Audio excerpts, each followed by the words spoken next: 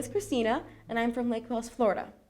This summer, I was selected to be a Yale Young Global Scholar, where I went up to Yale University for 2 weeks and heard lectures from Yale professors about technology, society, and connecting that to arts and the digital humanities. And for me, this was an incredible experience with students from over 90 countries and 49 states. Through the lectures and through having our discussions afterward, and being able to collaborate with students saying, well, I believe this. Why do you believe what you believe? Why do you support that? How do you interact with other people in this environment? It was so eye-opening to so many other perspectives that are different from my own.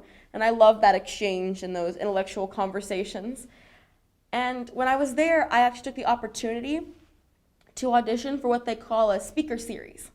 And it's where selected YYGS students are able to speak about something that they're passionate about. That was the topic.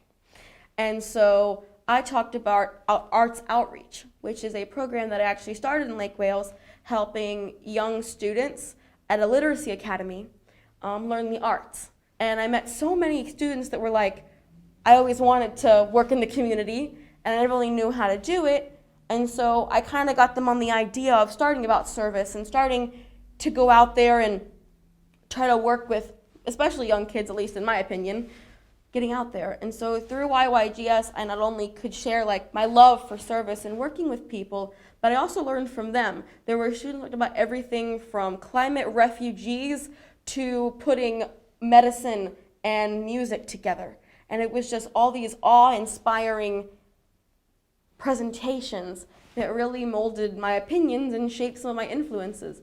And so as I've come back, I have not only talked to students in my own department about the program, but I've also given presentations at our parent association meetings about how everything was just absolutely incredible. And I hope to continue serving and leading through the community and hope to inspire some of those similar conversations that I had while I was there with students in my own community. When I think about the word civic responsibility, what comes to mind is the John F. Kennedy quote, "Ask not what your country can do for you, ask what you can do for your country." And so to me, the number one thing is voting when I hear this quote comes to mind, and how it's our civic responsibility to voice our opinions, but also to participate in the political process because we can, and because we are able to and given those freedoms and the right to voice our opinions. So if we're able to, we should, because we are one of the nations that allows its citizens to participate and to have an active role in our government, and that's something that should never be taken lightly. On top of voting, we should also talk to our representatives. I mean, going out to rallies, going to, like we have in Haines City, we have a pig roast whenever there's an election, and all the candidates are there, and you go around and just talk to them. I mean, they're people. They're not, on these high pedestals. They're human beings that you can talk to about what they believe. And that's the way to not only have an informed decision, but to make those connections. I mean, when you're in a Starbucks or you're walking around downtown Lakeland or Bartow, you'll run into your representatives because they're a part of your area and they matter. And so getting involved, talking to those people, meeting with them, calling them, I mean anything. If you believe in something, you can call your representative, you can email them, do something to contribute your opinion even beyond voting.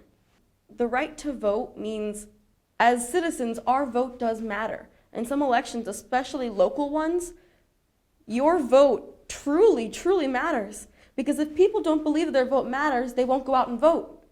And so every vote counts, and every vote goes toward an election. And at some point, a certain number of votes can sway an election. And especially for a representative to be able to represent the people that they preside over, people have to vote. We as women do have the right to vote now.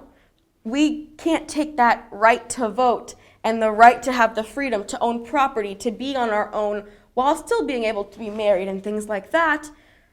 We have to cherish that. And because we were given those rights by the people of the past that fought their whole lives for rights, we should go out and vote. We should call our congressmen and our senators. We should lobby. We should serve in the political process and try to get involved, because by getting involved, we have a say in our government. And that's the whole point of having a public society, is that we have a say in our representatives who speak for us, but our say still matters because we choose who gets elected.